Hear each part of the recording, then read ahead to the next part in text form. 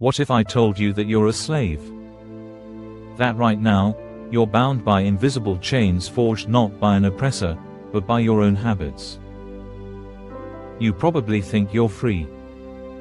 You can vote, choose your career, decide how to spend your day. But are you really in control? Or are you a slave to the phone buzzing in your pocket? A slave to the next dopamine hit from a mindless scroll? A slave to the opinions of strangers, the fear of missing out, and that gnawing anxiety that you're not good enough? This isn't a new problem. 2,000 years ago, the ancient Stoic philosophers saw the same patterns. They saw powerful emperors who were slaves to their anger, wealthy merchants who were slaves to their greed, and ordinary people who were slaves to fleeting pleasure. They'd argue that most of us today, just like back then, aren't free. We are slaves. This video unpacks that shocking claim and gives you the keys, passed down from the Stoics, to finally break those chains and claim your true, internal freedom. The Stoics taught a radical idea. You can be externally free, living without physical chains, but be a complete slave on the inside. Conversely, you could be in literal bondage, like the philosopher Epictetus, who was born a slave, yet have a mind that is utterly and completely free. This is because the Stoics knew that true freedom isn't about your circumstances, it's earned through self-mastery. As Epictetus said, "No man is free who is not master of himself." This is the core of the Stoic path to real power. It's not about controlling the world around you. It's about conquering the world inside you. It's about seeing the invisible prisons we build for ourselves and then, brick by brick, tearing them down. The Stoics gave us a blueprint, a guide for spotting the chains of modern slavery. Let's break down the 7 chains that enslave the modern man, and how the Stoics teach us to shatter them. The first and most common chain is being a slave to your own impulses. This is the man who knows he needs to hit the gym but smashes the snooze button instead. The man who wants to build wealth but can't resist the instant gratification of another late-night Amazon purchase. He sacrifices what he wants most for what he wants now. He is, as the Stoics would say, a slave to his flesh. This isn't a failure of character, it's a failure of discipline.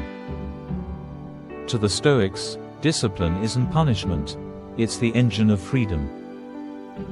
Marcus Aurelius, the most powerful man on earth, wasn't great because he won wars, but because he first won the war with himself each morning, conquering his own desire for comfort to get up and serve his purpose.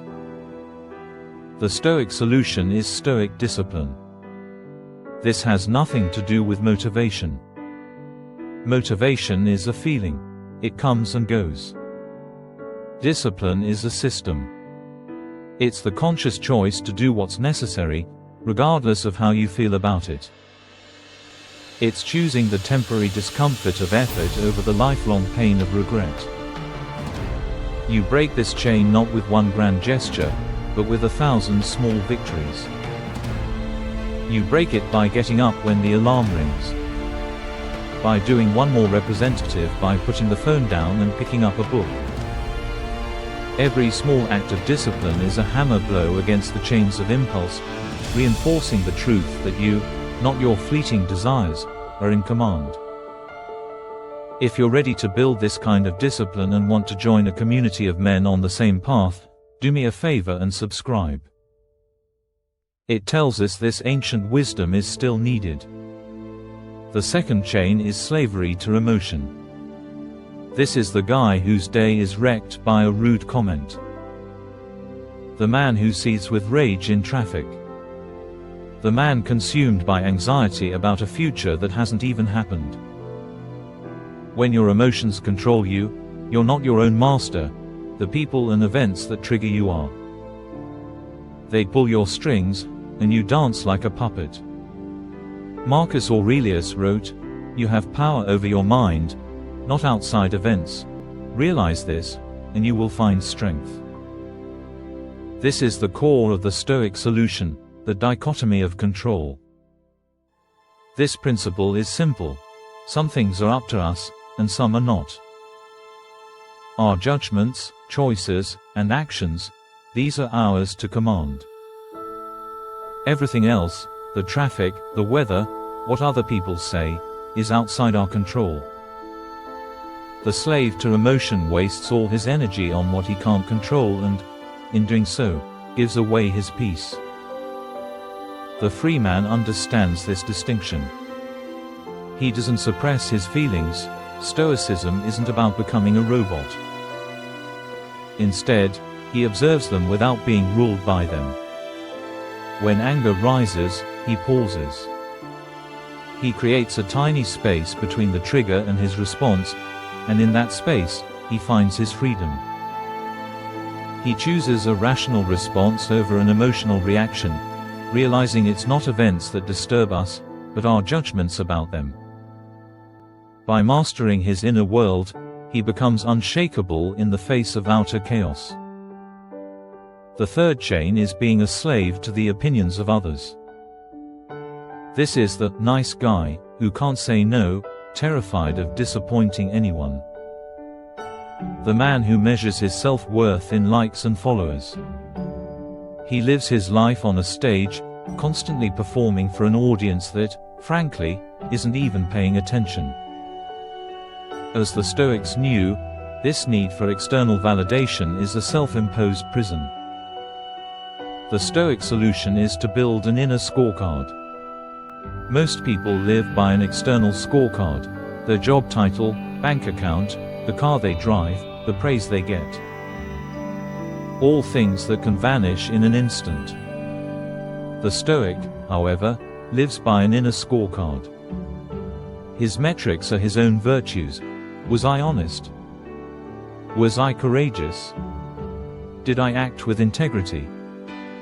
Did I give my best effort? Marcus Aurelius knew that public approval is fickle and ultimately worthless. The only judgment that matters is your own. A free man is his own audience and seeks his own applause. This doesn't mean being a jerk. The Stoics believe deeply in our duty to others.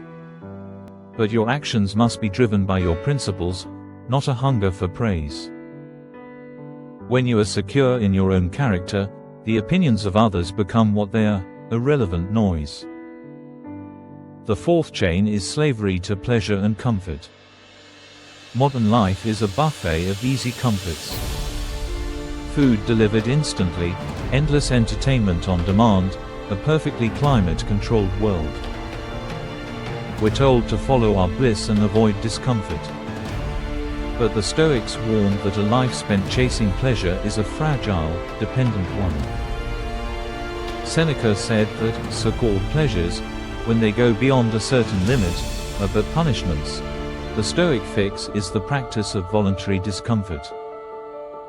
This is the deliberate choice to step outside your comfort zone. It's taking a cold shower. It's fasting for a day. It's sleeping on the floor. It's choosing the stairs over the elevator.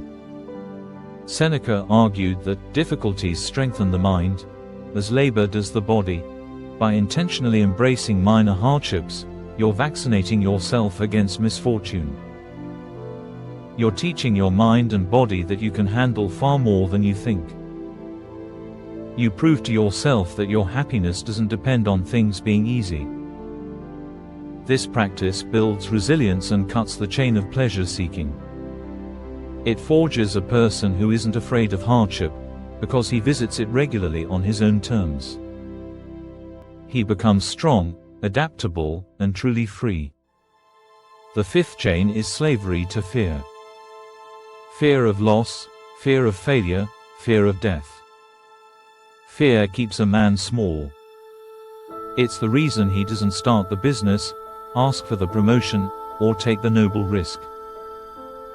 He spends his life playing defense, so worried about what he might lose that he never plays to win. As Seneca wrote, "He who suffers before it is necessary, suffers more than is necessary. The Stoic antidote is a powerful mental exercise, premeditatio malorum, or the premeditation of evils. This isn't just pessimistic worrying. It's a rational, calm practice of visualizing the worst-case scenarios. What if you lose your job? What if you fail? What if you get sick? You walk through the scenario in your mind, not to dwell on the pain, but to realize your own strength and to prepare. You'd discover that for most of your fears, the reality is far more manageable than the anxiety. You'd make a plan. You'd see that you have the resources and inner strength to handle it. Seneca believed that the man who has rehearsed misfortune in his mind has stripped it of its power. You become brave not because you're fearless, but because you've looked fear in the eye and prepared yourself to meet it. The sixth chain is slavery to distraction. We live in the most distracting time in human history. Our attention is the new currency, and every app and headline is trying to steal it. The man enslaved by distraction is aimless. His life is just a series of reactions to whatever pings or buzzes next. He's busy, but never productive. Connected, but never present. The Stoic solution is a stark and powerful reminder: memento mori. Remember, you will die. This isn't meant to be dark or morbid. It's designed to be a tool for focus. Thinking about the finite nature of your time is the ultimate cure for triviality. When you truly remember your days are numbered, you stop wasting them. Marcus Aurelius wrote, "You could leave life right now. Let that determine what you do and say and think." This thought clarifies your priorities like nothing else. Suddenly, the petty argument, the mindless scrolling, the pointless worry, they're all exposed as the profound waste of time they truly are. Memento mori pulls you into the present and forces you to ask, is this worthy of my limited time on earth? A man who lives with this question at the front of his mind can't be a slave to distraction. He is a man of purpose. The final chain is slavery to external validation. This is different from being a slave to opinion. This is about tying your self-worth to outcomes you don't fully control. It's the man who's only happy if he gets the promotion, only feels successful if he closes the deal, only feels worthy if he wins. This puts your happiness in the hands of fortune, and as the Stoics knew, fortune is a fickle master. The Stoic key here is to focus on acting for the common good, with virtue as the only goal. The Stoics believed we are social creatures, meant to contribute to the whole. As Seneca said, you must live for your neighbor, if you would live for yourself. The free man detaches his self-worth from the result and attaches it to his effort and intention. Did I act with courage? Did I serve others well? Did I bring my best self to the task? If the answer is yes, then the action was a success, regardless of the outcome. By focusing on your character and contribution, you find a source of meaning that no one can ever take from you. You're no longer a slave to the scoreboard because you're playing a different game, an inner game where the only prize is living a virtuous life, and that prize is always within your control. The Stoic claim is as jarring today as it was 2,000 years ago. Most people are slaves.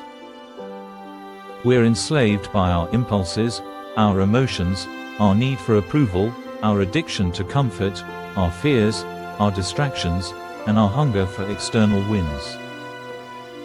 These aren't chains of iron, but chains of the mind, which makes them even harder to see.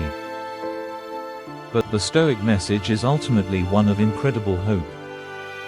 It tells us that true freedom isn't something granted to us. It's something we must claim through daily practice. It's a choice. You can choose discipline over impulse, reason over reaction, and a scorecard over outside opinions. You can choose resilience over comfort, courage over fear, purpose over distraction, and virtue over validation. The path to freedom isn't easy. It takes awareness, brutal honesty, and relentless effort. But it is the only path to genuine power, peace, and self-respect. It is the path to becoming the person you were meant to be. The only question left is, are you ready to walk it? If you are, let us know in the comments. Write, I am ready, to signal your commitment to breaking these chains. If this video hit home, the next step is turning these ideas into daily habits. To help with that, I highly recommend our next video, 3 Stoic exercises to build unbreakable discipline. It gives you a practical toolkit to start forging that inner steel we talked about today. Click the video on your screen now to continue your journey to true freedom.